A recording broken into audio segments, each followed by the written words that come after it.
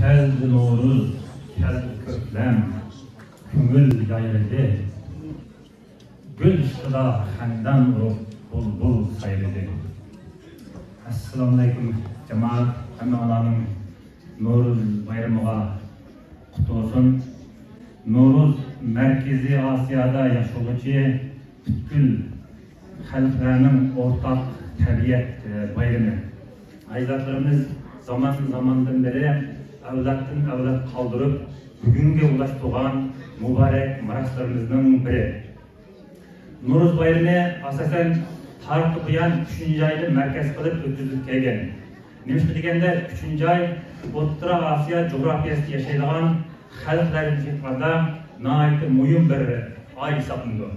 Yana qor muzlar erib, agiz suvlar oqqan, yerlar yumshagan, qish ketib bahor kelgan, shundaqla jiroqqa uchib ketgan qushlar bahorning kelishidan qaytib kelgan, qishliq uyquga ketgan bir qism hayvonlar to'shakdan chiqqan mazgil bo'ladi.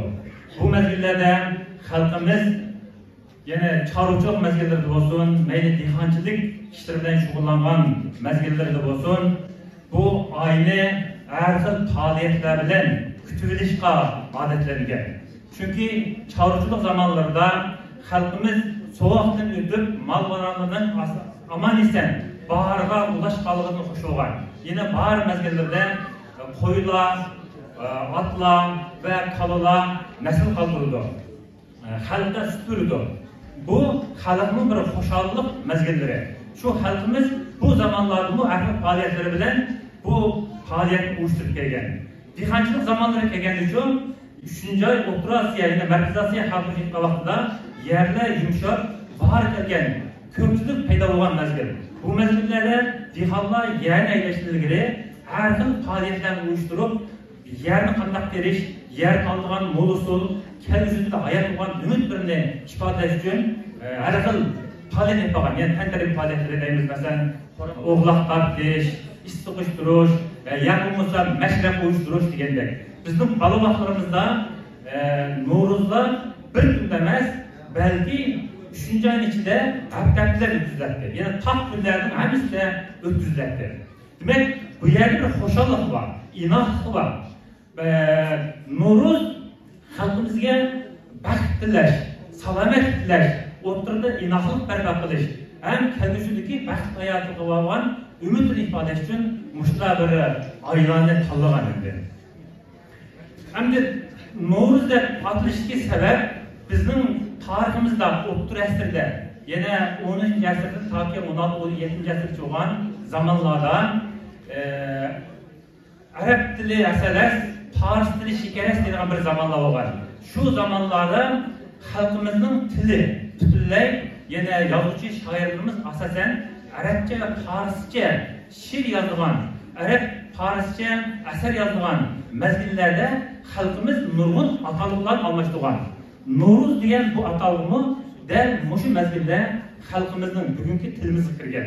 Bu Sharqiy Iron tili, ya'ni hozirgi tojik tilining qarmog'ida aytilgan, diaksi aytilgan so'z bo'lib, yangi yil degan ma'noda. Albatta bizning tariximizda No'ruz ko'p bir naq, sumila oyimi, ko'p mashribi, keyingi mazgillarda bo'lsa, zarohatli shaklda atilib kelgan. Mo'sha ma'nosi No'ruzning haqiqiy Uyg'ur tili ma'nosidagi atalmalari. Bu yerda atalma faqat O'rta asrda No'ruz degan atalma bilan kirgan bilan, ammo biz o'tkazilayotgan No'ruz bilan boshqa millatlar o'tkazilayotgan No'ruzning o'tkazilish shakli, mazmuni va uning ifodalaydigan mazmunlarida nurg'un o'xshamashliklar bor. Shunga bu ajdodlarimizning kelgan bu mirosimiz 49-yillarga kelgan vaqtida, toki 49dan 70-yillarning oxirlarigacha bo'lgan vaqtlarda asosan cheklangan, ya'ni Xitoy hukumati tomonidan. 80-yillarning qanday bo'ldi? Bizning bir turkum ziyolilarimiz, o'limalarimiz birlikda hukumatga iltimos sunish yo'li bilan No'ruz bayramini asosida asliga keltirdi. Lekin hukumat tasdiqlamagan bo'lsa-mu, lekin qanday bo'ldi? Xalq o'zligidan tashkillanib No'ruzni barib keltirdi. Ham shundaqla 90-yillarda esimda yana qamoqda 91-92 bo'lishi mumkin. 3-oyning 21-ida bekitildi bu. Demak, bugun biz o'tkazayotgan No'ruz bayrami 3-21 bo'lishi 90 yillarda bekitilgan bir bayram kuni hisoblanadi. Hozir vatanda No'ruz qilish mumkinchiligimiz yo'q. Bunda o'zimizning kültürünü saqlab qolish mumkinchiligimiz yo'q. Ammo chakalchuk bor. Bu fursatlarni qo'yib biz davomli shu kültürimizni balalarimizga, bildikki avlodlarga o'rgatishimiz kerak, ham davomlashtirishimiz kerak. Men bugungi shu No'ruz munosabati bilan o'zimning bir parchasini o'qibay. Ey yurtimning taqir tog'lari, kelganmidi sizlarga bahor, shimoldagi biroq yiroq bir elda bo'ldim sana shuncha intizor. Her yıl bahar kelsa shimolga, kechi bo'lmas bu yerda aslo. Muhabbetlik aydın keçini teriminden dildir canalar. Maysı günün kuş kuruqi, asli tutulmama anamni, unutalmadım yaktalı daim, nuru dişi işken vatanni. Rahmet. Rahmet.